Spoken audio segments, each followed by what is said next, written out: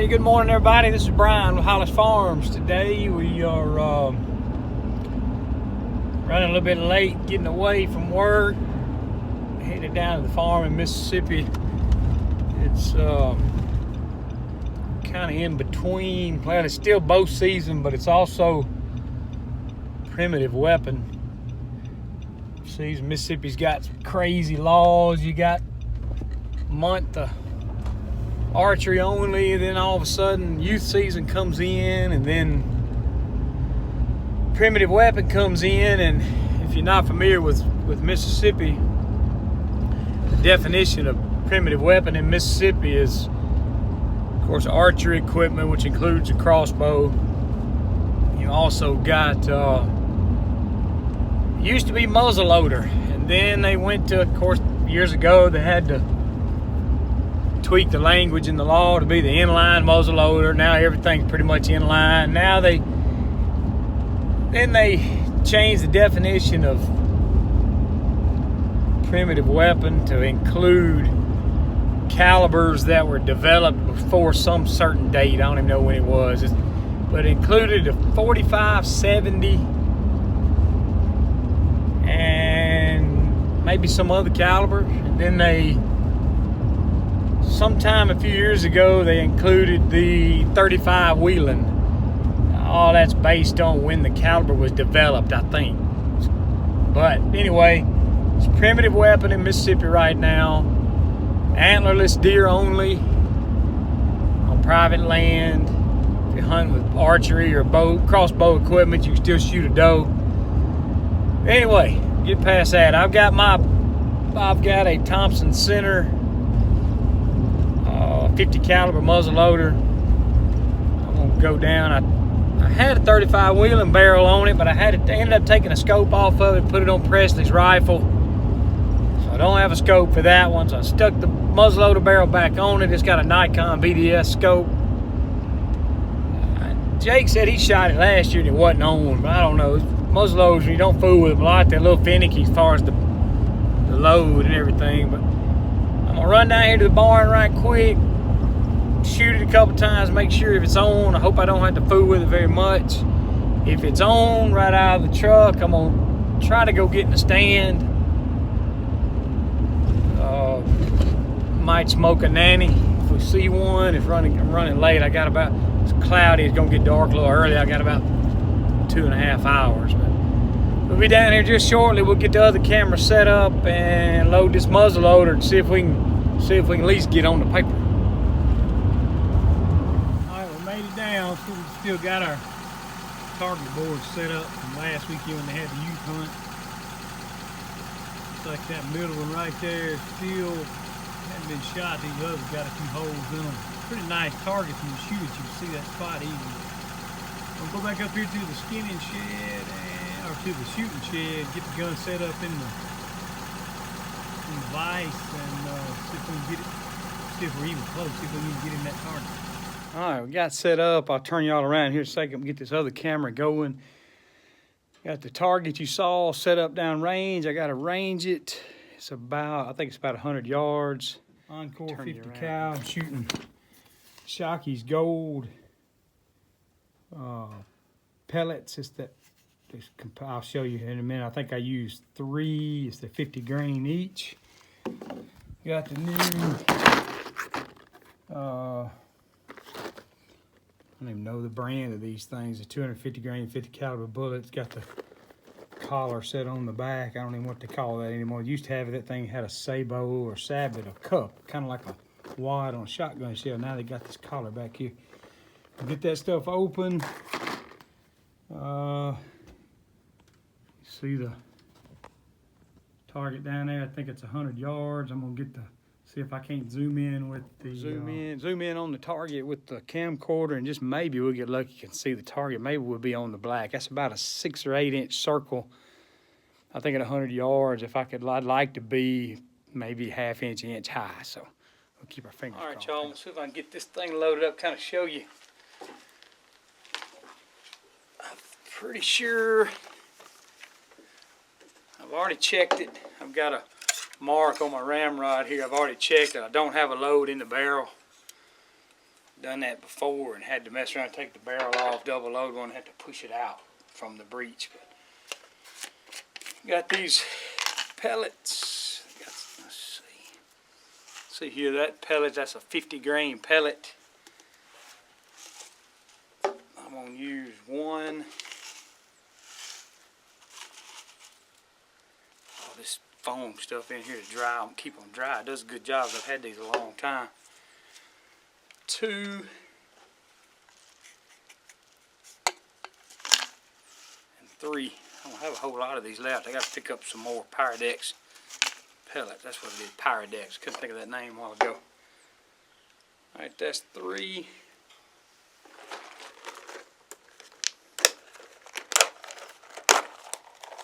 Open up these bullets. Well, they've come a long way with this stuff. Years ago, you had to have a patch and lubricant to put it down in the barrel, shooting a round ball. Y'all see, that's a 250 grains, kind of got a ballistic tip point. Luckily, the end of this ramrod here is concave up inside, so it doesn't mash that tip flat. See, it kind of fits over the end of it. I don't know if y'all can see that. It kind of fits over. See if we can get it to seat. I got them. Yeah, they go down there good without that lubricant like they used to. All right, you see, I've got some tape around my ramrod right there to show that it's seated all the way against the breech. We're good there. Put this back in. This particular model shoots a 209 shotgun primer for ignition. I got a can of those here somewhere.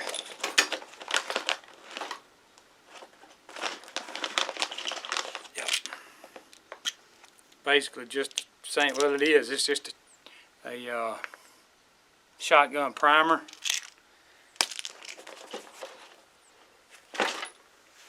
Goes right there on the back end of the breech. Right there. So that's your ignition. Right there. Close the breech. Once we get ready, we'll be able to cock the hammer here to be ready to shoot. Get everything set up here, and I'm going to get y'all turned around and zoom in on the target and put some earplugs in. I'm getting old.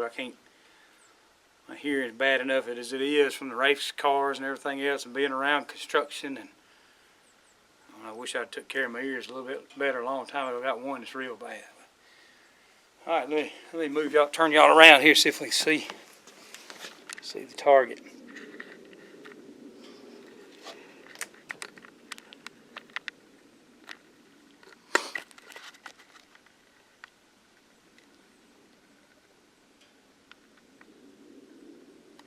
Pretty good. I'm gonna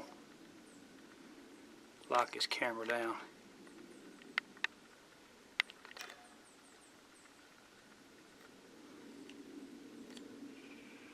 Alright, I'm gonna shoot at that. Can't see it from my finger. I'm gonna shoot at that top center target. For some reason my tripod's slipping on me. Alright, now we're locked in. Maybe y'all can see that. I'm gonna get set up and take a shot.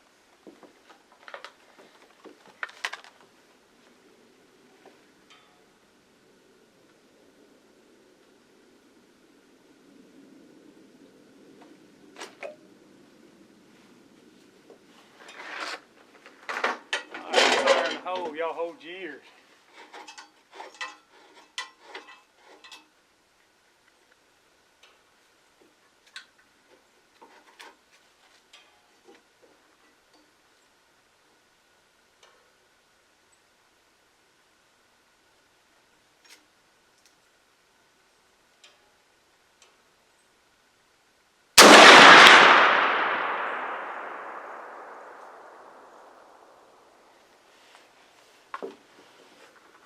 Alright, I don't know if y'all can see that. I looked through my binoculars.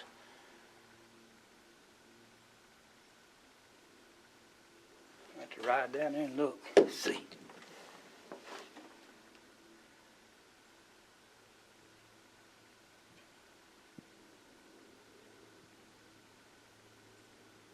Yo, hang on, I'm going to play the footage back and see where we hit. Alright, I don't know what's going on with this gun. I wasn't even on the wood.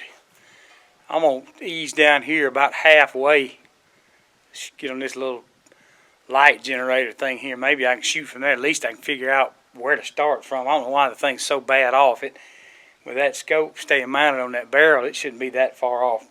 Hang on, I'm going to have to go shut y'all off and go try to get this thing on right quick. Alright, I got it reloaded.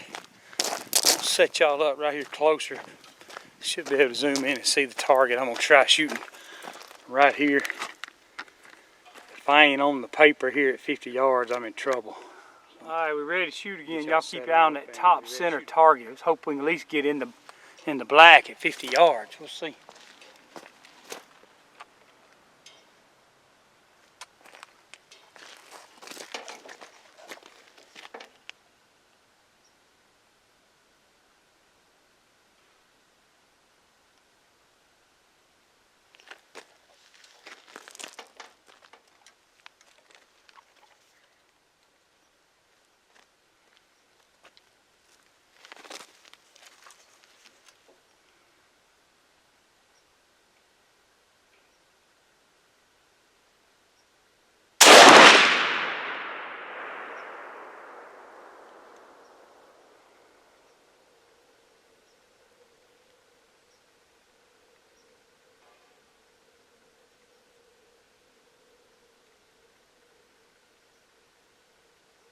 Still don't think we're on the paper. Let me walk down there and see right quick.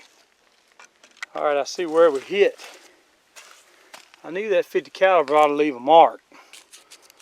Oh, big as my finger. So I'm at 50 yards. I'm about 3 inches left and 3 inches high. See, no wonder at 100 yards I was shooting clean over the target. So I'm going to go take it down about, I have to look, I don't know if it's 1/8 inch clicks or quarters, but I need to bring that thing down about, if I bring it down 3 inches, if I'm zeroed at 50, I want to be a little high at 50. I'm going to bring that thing down over to the right about 2.5, 3 inches, and then I'm going to see where I'll be. If I can get it right in here at 50, I'll be happy.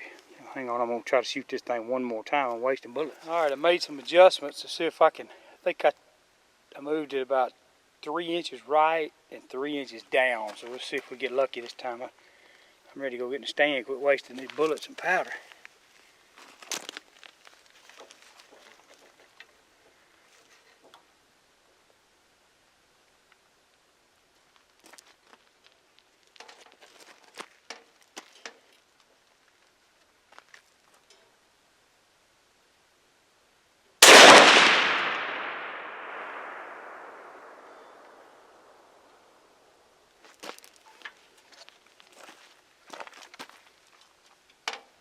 Alright, I think we're better. Y'all can see I moved too far to the right. I'm 2 inches. I'm going to need to move it back 2 inches to the left, and I'm going to go up a couple and shoot it one more time. Let's try this thing. Alright, we loaded one more time. I'm trying to move it back to the left and up just a tick. See if I can hold steady enough to shoot one more time. If we're close and a little bit high, we're going to go hunting.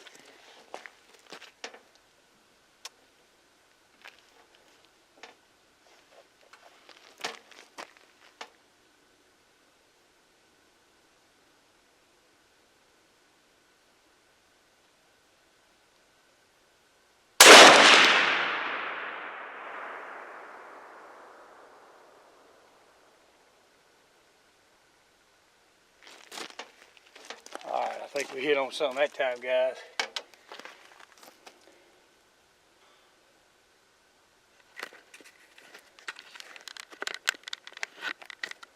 I don't know if y'all can see that, but I think I'm going to be able to live with that. It looks like we're dead on left and right and about 2 inches high at 50. That should, I'm not sure the exact ballistics on this gun. I know it's a heavy bullet. I think that should put us real close to an inch. No more than an inch high at 100. So And that gun's got the BDC reticles with the hole. I think once I look up the ballistics, I'll know where each spot on the reticle is. Oh yeah, let me show you here. I think I had a pretty good rest. This is the first shot at 50. I moved it over too much and down too much. This is the second shot here. And I compensated, I went back, left, and up, so it puts us 1, 2, maybe 2.5 inches high at 50. But dead on left and right. I believe that'll do. Alright, I ain't got much time, but I'm glad I stopped to check zero. I'd hate to wound a deer because I didn't take time to check my gun. I ain't got much time. Let's see. I got about an hour and a half. There's a stand pretty close to the road. I'm gonna ride around and slip in. You just never know. I think I can slip in there pretty quiet. May just be a scouting day. That's all right with me. It's my first time to get out and hunt all year. So we'll be right back, and maybe we'll see some deer. So hang on. It's about 3:30. So I got about an hour and a half. Slip up here. Get this range key where I can see a little bit. First time down here. I don't really care if I shoot anything or not. Let's see what the cool front. The moon is still cold. This is probably how I was in the low 40s today. Let's get down 32, 33 tonight. Deer should feed. Kind of low pressure, I guess, all day. It'll be fun just to get in the stand and get quiet for a little bit. Hang on, we'll be right back. Alright, we made it to the stand. Slipped out.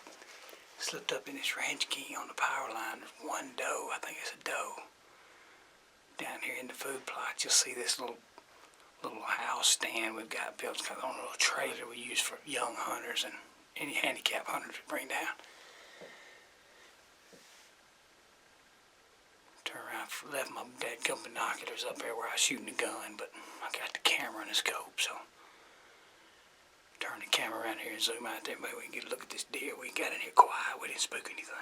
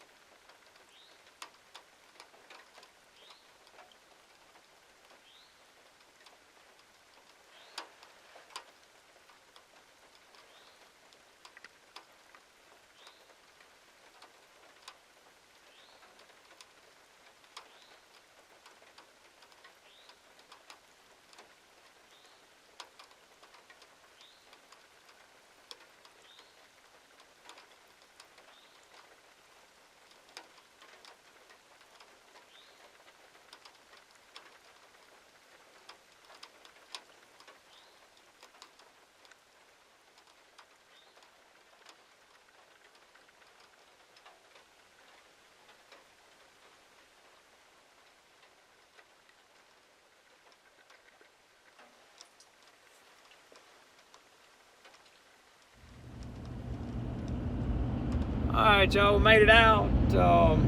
Raining a little bit when I got out of stand, so I didn't get the camera out. But anyway, y'all saw a few deer. Most of them moved after it was too late to video. I think I saw 12.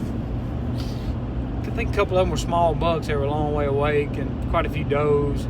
The 2 bucks you saw there on video together, a little knothead and a cowhorn spike. And I thought I'd kind of take a minute, and we've seen some questions from some people asking about our management strategy, and for some of the people that are new subscribers and some of the ones that have been watching us since the beginning have kind of seen us. We've always managed for mature whitetails, and we hunt for big deer. And this year we kind of started back in the spring. You've seen Jason doing the spraying and the food plots, and we've had a lot of timber management going on this year. We kind of took a different approach. We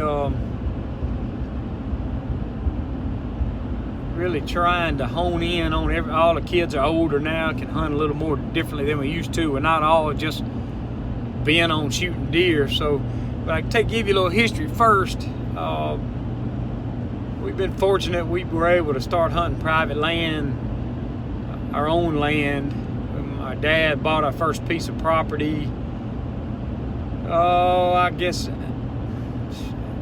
81, 82, 80, 81. I was 11, 12 years old. Jason was 6, 7, 8 years old. We grew up down there. That was a time back then when deer hunting was starting to get popular, but it wasn't near like it is now. And I can remember when we got to go hunting, if we saw a buck, that was a big thing. It didn't matter, big buck, little buck, anything. If we saw a buck, it was a good day.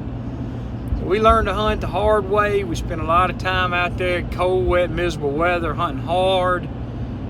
Clothes weren't good as they were back then. Everybody knows that stuff. We enjoyed it. We learned to hunt the hard way. We learned what it took to grow deer. And what we learned over the years is a deer's got to get some age on him. We know the 3 things that make quality deer is age, nutrition, and genetics. And we also know that we can't control genetics no matter what the biologists tell you. And a lot of them will tell you you can't really influence the genetics. You can't cull out genetics. So much of that has to do with the doe and all that stuff. Plus, in a wild population, you just can't affect genetics the way some people would like you to believe you can. You can control nutrition. We try to do that through food plots, natural browse, control burns. We have a burn plan we do strategically for both timber management and wildlife habitat. Doing something a little different this year. We're trying to establish an area where we think we can hold more deer, and we're trying to tweak our timber management to suit that. There's a fine line between managing timber for maximum timber production and what's absolutely best for the wildlife. We're trying to find that balance. Anyway, that circles me back around to where we are today. We know a deer's got to be 4, 5, 6 years old to reach its potential. Probably 5 to 6. We all got deer on the wall that are exceptional 2-year-olds, good 3-year-olds, good 4-year-olds. We got good genetics where we hunt. We're real fortunate. This part of Mississippi and the place in Alabama we hunt, it's just got good deer. No matter what a guy does, he can kill a big deer if he hunts hard enough. So what we've decided to do this year, Jason and I have discussed it a lot, is we're just simply gonna shoot age. We're not gonna hunt. We're not out there after a particular score. You know, we know what the area can produce. We've killed 160s, 70s. There's been 180s come from around us. We know they're there. That's the exception to the rule, but they're there. We know that some 6-year-old bucks might score 125, but if we don't give him a chance to get to that age, we don't know what his best potential is. So Jason and I have made a decision that down here on the Mississippi farm, we are going to shoot age. That's why it's going to be kind of hard to do. Well, we just got to be satisfied to know that when we go hunting, we're probably not going to shoot. And that's okay. Even the boys, Jake and Preston, have gotten old enough. They've got good deer on the wall. It's time to grow some old ones. Good examples, the deer we saw today, the cowhorn spike. Well, a lot of people would call that a cull, and I'll be honest, there's a time we would have culled that deer. You know, I can't say 100% whether that deer was a early born 1.5-year-old buck that he might be a stud in a few years. I can't say. He might have been a runt 2.5-year-old deer that just hadn't caught up. Been some studies out there that say if a deer lacks in nutrition for a year or two, he may back up in his antler development for a year or two, but then he can come out of that if we provide him better nutrition. So 2 things for sure: we know we can let them get old if they don't wander off and get shot. That always happens. We know we can put the nutrition to them because we're going to work hard on food plots and natural browse. So there's the 2 things we can control. We don't pull the trigger, and we feed them. So that's what you'll see a lot of this year. You've seen already Jason killed the 2 mature bucks, especially the big heavy body deer. We've had pictures of that deer last year. We hadn't looked at his teeth, but my guess that deer could be 6-7 years old, maybe older. When they get past 5, it's really hard to tell, even when looking at their teeth, unless you take a cross section of their teeth. But in a nutshell, that's what we're going to do. So you'll see a lot of that this year. We're going to be videoing a lot of deer. We're going to try to get a handle on what we've got. Until we know we've got so many deer, we need to cut the population down. We're going to let the bucks walk regardless of what they look like, unless they're that 5-6-year-old buck. So anyway, I hope y'all enjoyed it. We got the muzzleloader sighted in. Didn't take too long. Saw a few deer. Maybe bring y'all up to speed a little bit on where we're headed with our management program this year. It takes a lot of discipline, a lot of hard work, and it takes time. I'm 50 years old now and been hunting hard now for 39 years, and we learn something all the time, and we still love it like we did when we was kids. So I'll quit rambling. We appreciate you watching. Don't forget to subscribe and come back tomorrow. I will be probably hunting something or working on a car or a truck or something. But thank y'all again.